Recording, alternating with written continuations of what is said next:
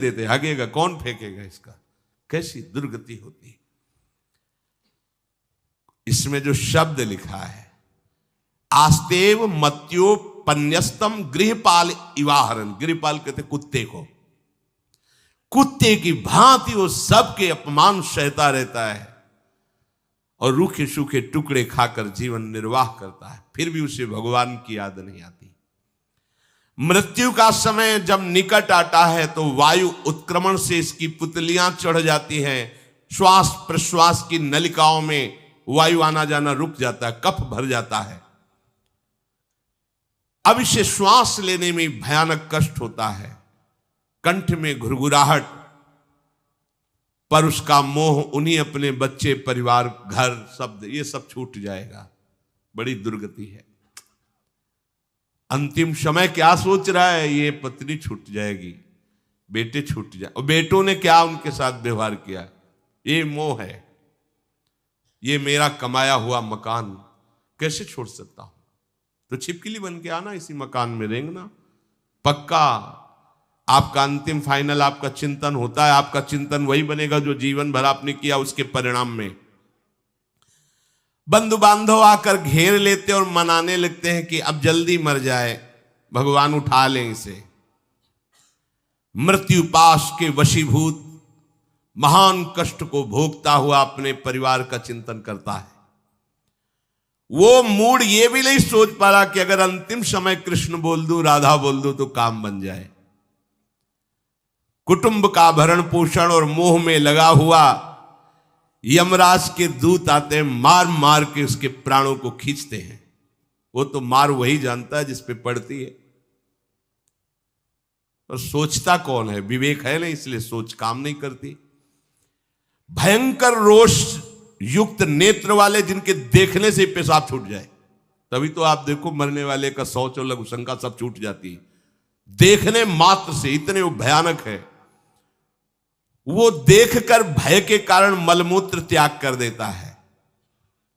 सा दृष्ट्वा त्रस्त हृदय स्रकन मूत्रम विमुंचति, इतना भयावह स्वरूप होता है उनकी घुड़क, और उनकी मार की टट्टी पेशाब सब छोड़ देता है। यमदूत उसे भयंकर यातना देते हुए प्राण खींचते हैं। अब ये तो वही जानता है जिसके खींचते हैं। बाहर वाले सब घेरे बैठे हैं, कोई एक बार भी नाम नहीं बोला। अगर एक बार बोल देता राधा तो भाग जाते यमदूत और वो बच जाता। पर ये सौभाग्य तो जिसने जीवन में धर्म किया है, कहीं ना कहीं भगवद आश्रय लिया, उसको ये मिलता है। जैसे कोई घोर अपराधी को सिपाही बांधकर ले जाते हैं, उसी प्रकार रस्सी में बांधकर बलात् उसको यमलोक की लंबी यात्रा कराती है। रास्ते में पिटाई, घुड़कियां, उसे प्यास लगती, पानी नहीं दिया जाता, तपती हुई भूमि पर चलाया जाता है। कुत्ते नोचते हैं, व्याकुल हो उठता है। भूख प्यास उसे बेचैन कर दी। पर यहां किसी की भूख नहीं मिटाई तो तुम्हें रास्ते में भोजन नहीं मिलेगा। यहां कभी किसी को पानी नहीं पिलाया तो एक बूंद पानी नहीं मिलेगा तुम्हें। ये कर्म भूमि है। दावानल जैसी दहकती हुई भूमि पर उसे चलाया जाता है। तप्त बालुका में मार्ग में जब एक पग भी आगे बढ़ने की सामर्थ्य नहीं होती, मूर्छा जाती है, मार मार के उसे चेतना में लाते हैं यमदूत, फिर घसीटते हैं। महान दुख में अंधेरे मार्ग से अत्यंत क्रूर यमदूत उसे यमपुरी को ले जाते हैं। कितना मार्ग? 99,000 योजन मृत्यु लोक से। यह ऐसे नहीं कि कोई गप लिखी हुई है, नहीं नहीं। अब जैसे तिहाड़ जेल है, अब जानते ही नहीं तो क्या जानोगे, कहां तिहाड़ जेल, जाओ देखो जाके। आजीवन कारावास, कैसे बड़े कठोर कठोर, जैसा अपराधी वैसा दंड विधान। यहां थोड़ी दया है क्योंकि हृदय है, वहां हृदय नहीं है। वहां हृदयहीन शासक तुम्हारे पीछे लगाए जाएंगे। हृदय ही नहीं है, बस एक एक कर्म का हिसाब। जो हमने पढ़ा था पहली बार तो होश उड़ गए थे। जो यहां दूसरे का मांस खाते हैं ना, कोलू में पेरे जाते हैं। कोलू जैसे गन्ना नहीं पेरा जाता, लगा दिया कोलू में पेरे जा रहे। मरना है नहीं, सोचो कितना कष्ट। फिर इसके बाद शमशी से मांस नोच कर उसे खवाया जाता। होश में हो जाओ। 99,000 योजन का मृत्युलोक से यमलोक का मार्ग है, लिखा हो 99,000 योजनानाम सहस्राणी नवतिम नवचाध्वनः त्रिभिर्मुहूर्तैर्द्वाभ्याम वा नीतः प्राप्नोति यातनः। एक योजन का मतलब 4 कोश, 99,000 योजन। इतने लंबे मार्ग को 2 या 3 मुहूर्त में तय करना, दौड़ा के 2 या 3 मुहूर्त, बहुत कम समय। फिर वहां पहले से तय, इसको इस नरक में डालो, इसको इस नरक में। वहां इतना समय, थोड़ी भीड़ लगी है। जैसे अपने एक फोड़ा हुआ तो अपने इतने कष्ट समझते, अस्पताल जाओ देखो चीख लगी, किसी का पैर टूटा, किसी कुछ, ऐसे ही वहां सब हिसाब हो रहा है।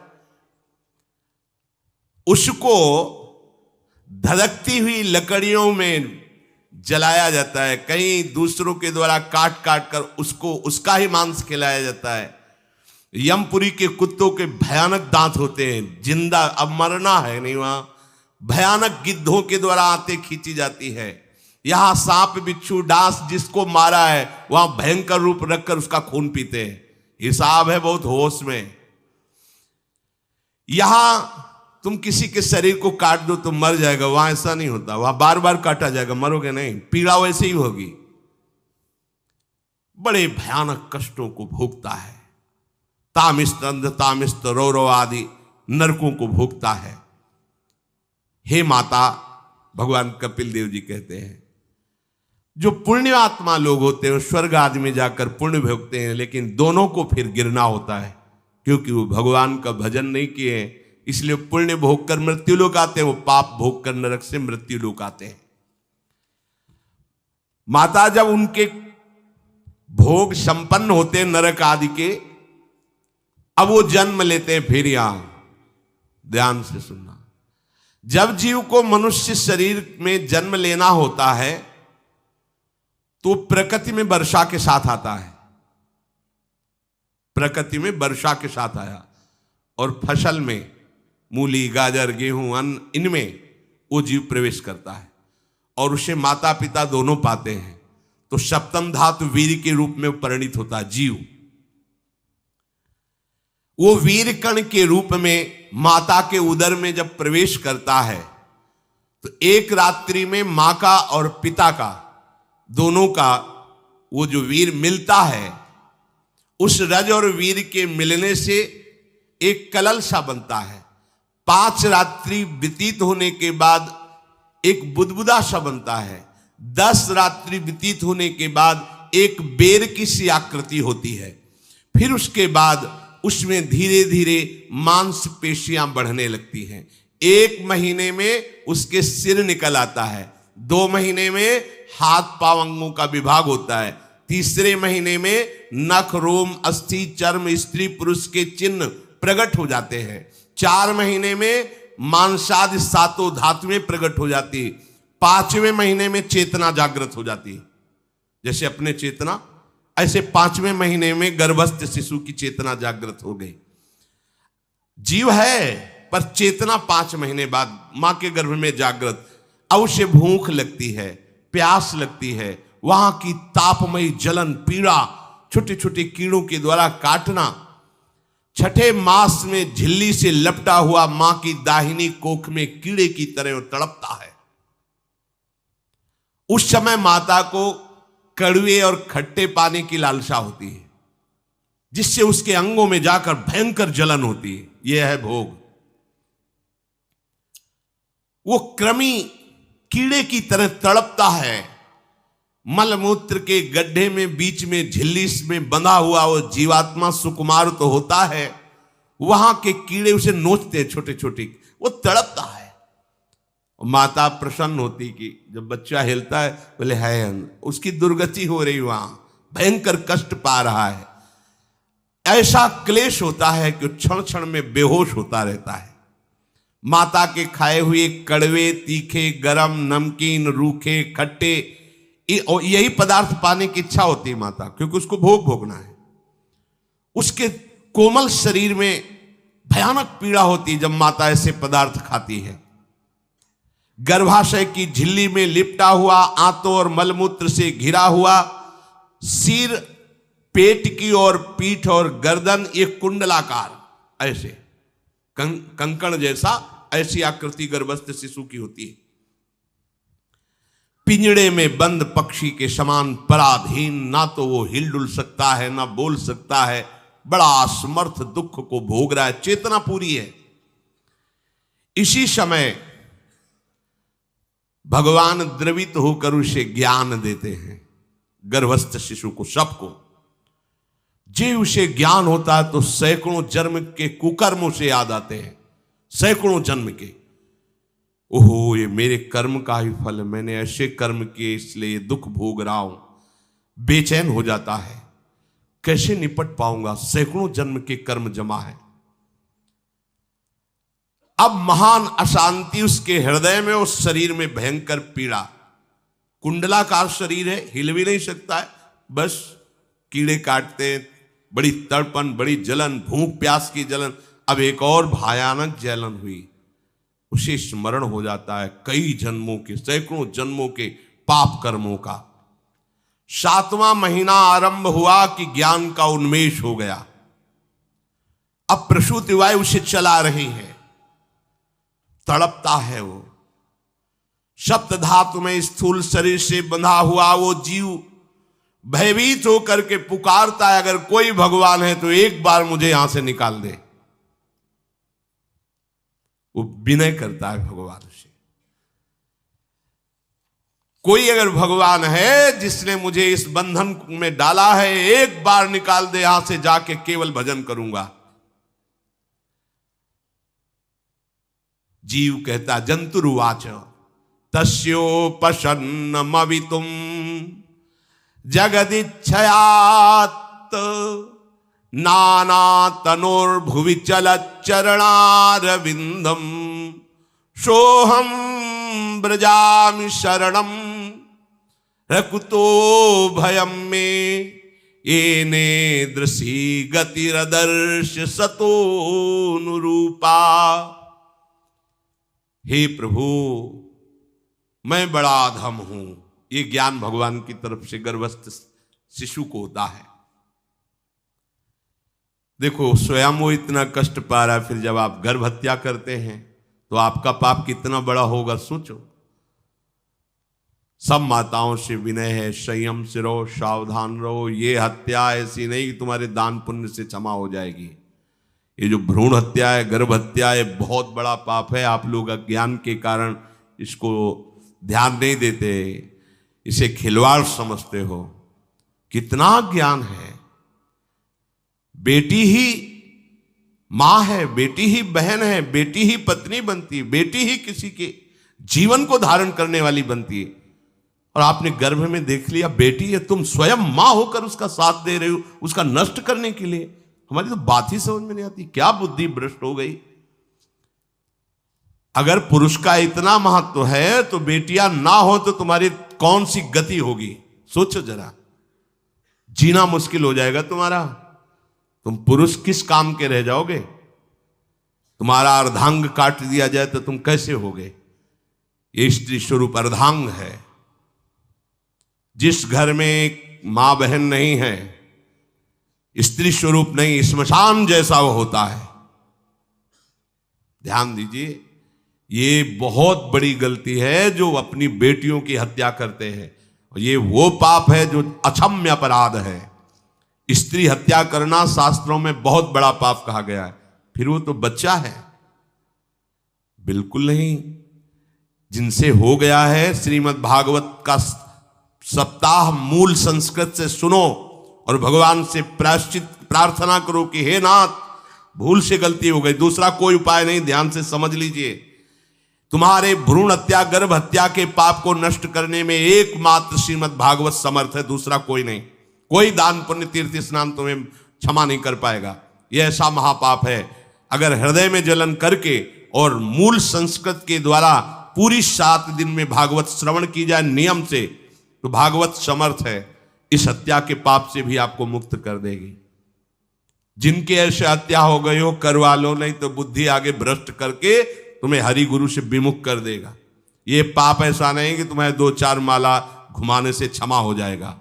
ये महत अपराध है, सबकी समझ में नहीं आता। समझ जाओ, नहीं तो आप जहां भी हो वहीं से भ्रष्ट कर देगा। ये अपराध नष्ट नहीं होगा, श्रीमद् भागवत की कृपा से नष्ट हो जाएगा। यह हमें बहुत विश्वास है। श्रीमद् भागवत सप्ताह की यह है ही महामहिम।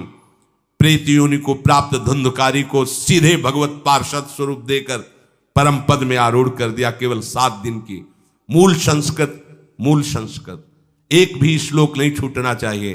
अगर सप्ताहिकी का पारायण हो तो इस भ्रूण हत्या गर्भ हत्या से भी निवृत्ति मिल जाए। अब वो जीव भगवान को पुकारता है, मैं बड़ा नीच अधम हूं।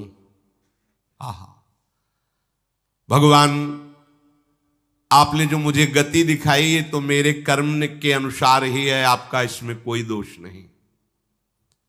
हम लोग जब कष्ट भोगते तो भगवान से कहते हैं हमने तुम्हारा क्या बिगाड़ा। भगवान ने नहीं बिगाड़ा, तू खुद देख क्या बिगाड़ लिया अपना।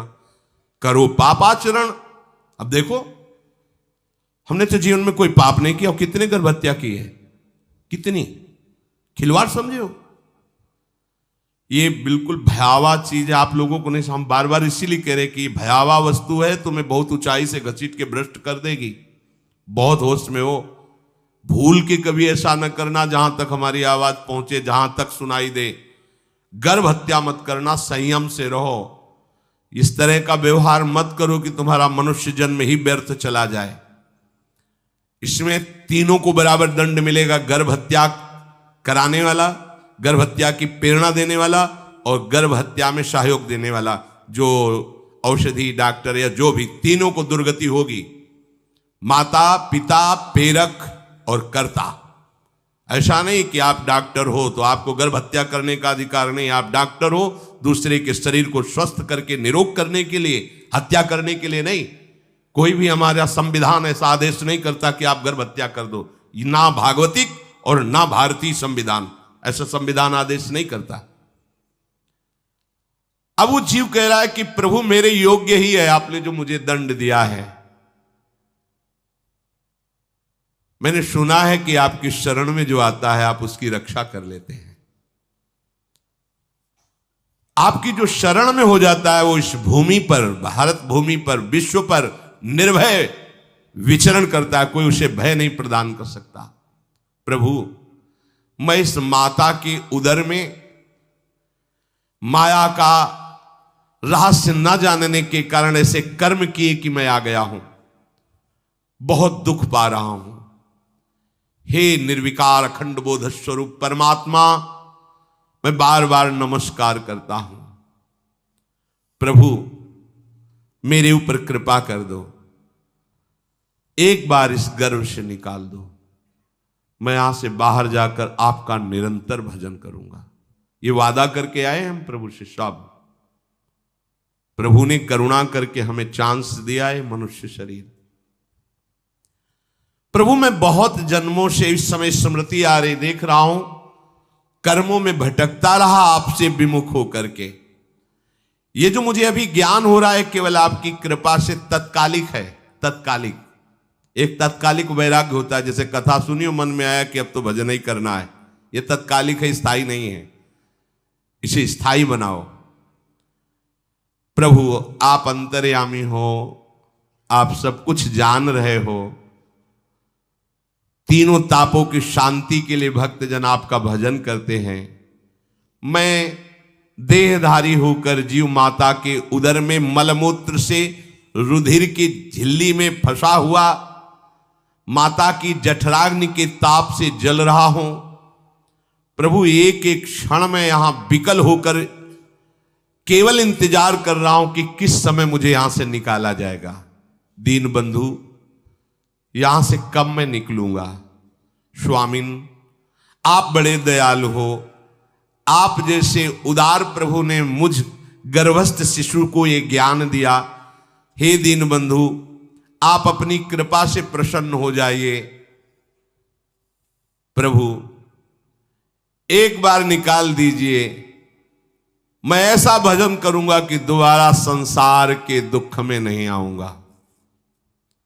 कपिल भगवान कहते हैं, हे माता, वो गर्भस्थ बालक शिशु भगवान से प्रार्थना करता है, भगवान का आदेश होता है, तत्काल प्रसव वायु धक्का मारती है।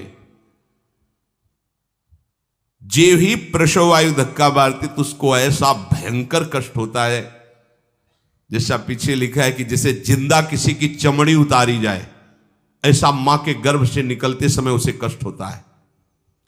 वो अत्यंत कष्ट से व्याकुल होता है। उसी समय उसका वो ज्ञान नष्ट हो जाता है जो भगवान ने दिया था।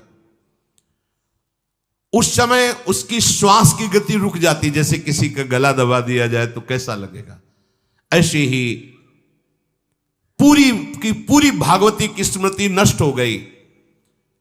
होश आया तब देखा कि वो बाहर पड़ा हुआ है, माता के उस मलमूत्र में सना हुआ बिष्ठे की कीड़े की तरह। गर्भवास में जो दिव्य ज्ञान प्रकट हुआ था भगवान की कृपा से, वो सब नष्ट हो गया। भूमि परत भा ढाबर पानी, तिम जीवे माया लपटानी। चेतन आई तो रोने लगा। वो ज्ञान कहां गया, वो ज्ञानदाता कहां गया। वो कहता कहां कहां, बोले थाली बजाओ, बच्चा हुआ है। और वो तो रो रहा है कि कहां, वो ज्ञान कहां गया जिसके बल से मैं कह रहा था कि बाहर निकाल दो, मैं आपका भजन करूंगा। सब खत्म ज्ञान। जो लोग उसका अभिप्राय नहीं समझते, वो उत्सव मनाते हैं, बालक हुआ है, वो रो रहा है, वो कहां गया ज्ञान, कहां कहां कहां। छोटा बालक यही रोक कहता कहां। अभी जो ज्ञान उत्पन्न हुआ था, जो अभी भगवान का बोध हुआ था, वो कहां गया, कहां गया।